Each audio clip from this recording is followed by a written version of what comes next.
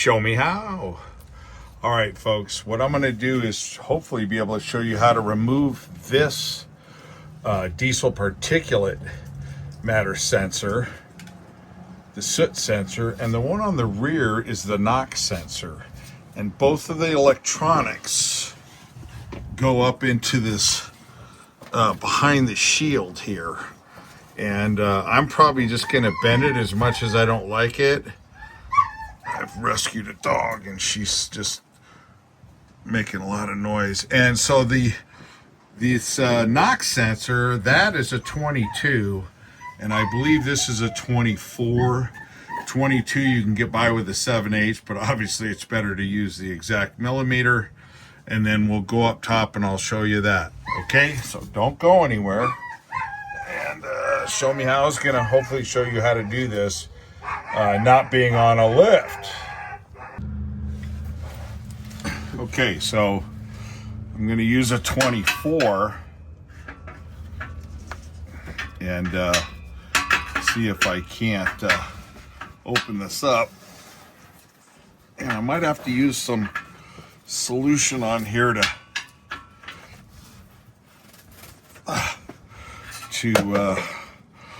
loosen it up, because it could be pretty tight.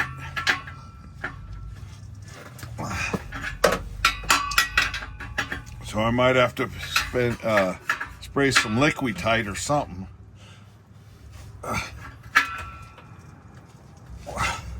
Definitely. So I'll squirt a little bit on there real quick. That way you get a little penetration. All right, so you can see I squirted a little bit lubricant on there over here. Oh boy. Looks like I overkilled it. On this clip, you just press this button here, this white button, okay? And then you'll be able to release. You'll be able to release pulling this out of the fitting on your new sensor. And I will show you that.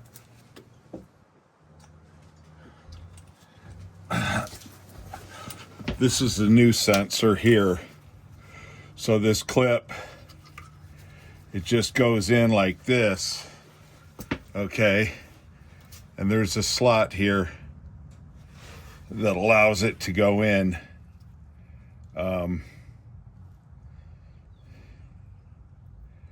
It'd be like this, right here like this, okay?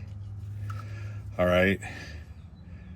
And that's your fitment there, okay? And there's only one way it can go in, okay? Or is there? Oh, great, there's two ways. So I'll have to make sure that I put that in the right way, okay? So that's a good one on me there. And it looks like, so there is now one side square. Yeah, so there is only one way. At first blush, it looks like there's two ways, but there's a square side, and then there's a square side right inside there, and you can see it on the left-hand side. Okay? So, and then these are number 10s, and definitely you could bend your shield a little bit. So that's what I'm doing. I'm not going to horse around with those clips, because if you look, this thing already is basically, you know, bent a little bit the way they formed it. So really, you're, you know, to my knowledge so far, I'm only going to bend it that much. And then here's the other, this is the tie right here that you're going to have to clip off and then put a new one on. This goes back onto this little fastener here on the shield. And I think at first blush, that's what's gonna go down, okay? So we'll see, and I'll wait for this lubricant to loosen up that fitting.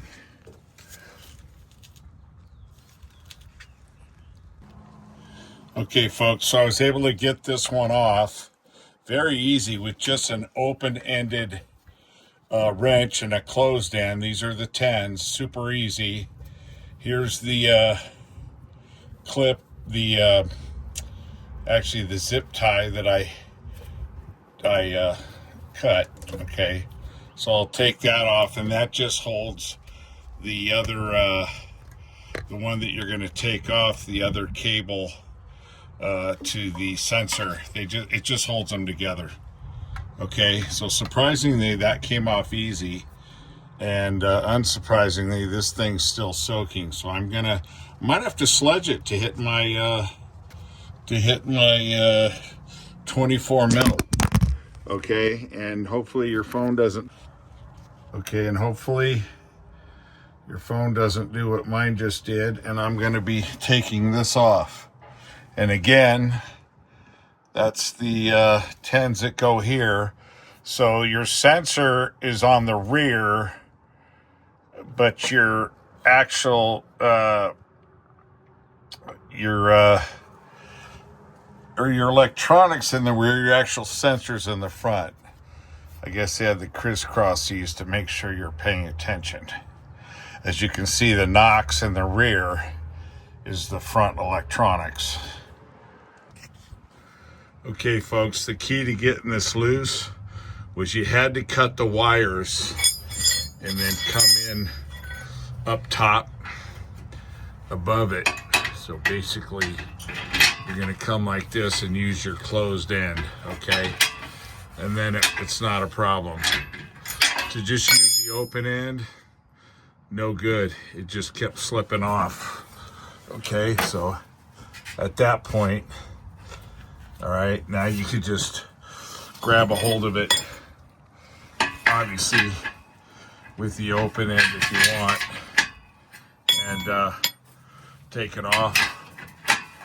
Okay, so you can see I'm moving it.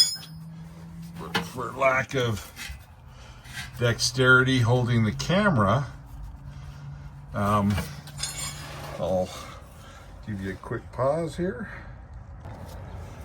Okay, so with the penetrating, okay, obviously, like I said, you can get in here real easy with your 24 open. Move it around a little bit. I mean, this turd should come out now. I mean, everything was easy except for this. Who knows? How do you even know if these are bad? It's all such a con game, isn't it, guys? So let's put the new one in.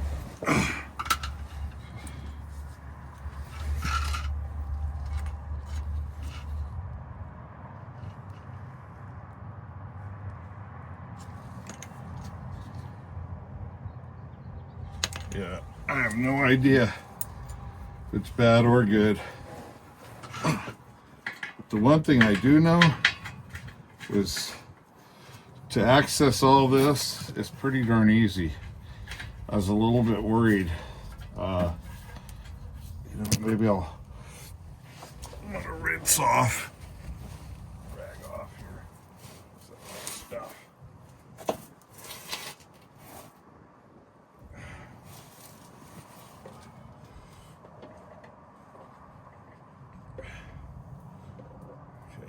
Hang tight there, folks. You can see, I'll just, what the heck, right? May as well make sure there's not too much any junk here. No potential contam. All right, let's see here. Guess there was a little bit of rust. Okay, put that in. All right. Yeah, it was real easy. Okay. You know, for being on my back and an old gasser, not too bad. All right, so that's real easy. And then, okay, I'll leave this just a little bit loose. And I'll take this, we'll bring it up and around. hopefully. So what happens is this one's going to clip on here like this. Okay. I'm upstairs a little, or upstairs. I'm a little upside down a little bit. Okay. And then we'll take this and curl that up inside. And the plug is right here. Okay. Now remember, one side square.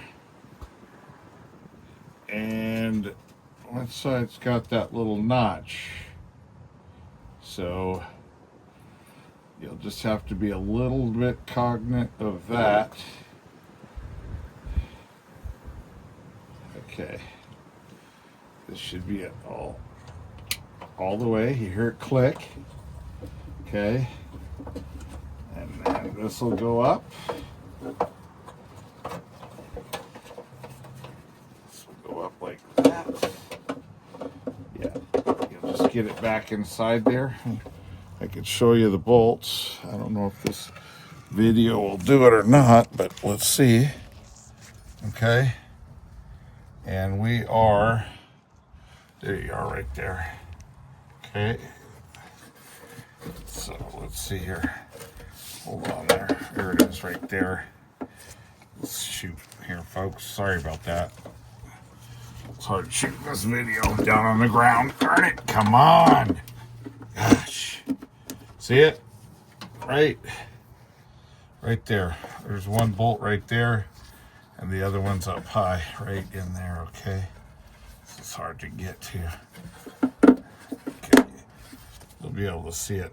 See it right there? No nut on it, and that one, okay? Okay, folks, so I just wanted to be clear that I was replacing, getting the DDC, which was the temperature sensor and soot particular sensor. That's the code P24C7. The error code, okay? And just to show you that it was the proper one, we'll get back under here one more time. I just want to finish this video out to show you that. So I bent, that's the shield that I went ahead and, all right, had a little miscue there because I'm not on a lift. So this is the shield that I just went ahead and you know, bent a little bit. So all I did was I just bent a little bit right here. Not much. This is not a bend, that's factory. And really just a little bit right here. I guess, you know, you could say that I bent. But that's really it. You know, I guess it would be straight like that. Instead of taking the clips out, I would have took the clips out, but I didn't have replacements, and probably unnecessary, folks, because again, sensor's right there. You can see the new one, and that was it. You know, it's running a little bit better. 140,000 miles on a 2021. Okay, all right, show me how. Just showed you how to replace your diesel particulate matter sensor, the soot sensor. Show me how. Thank you for watching. Subscribe and follow.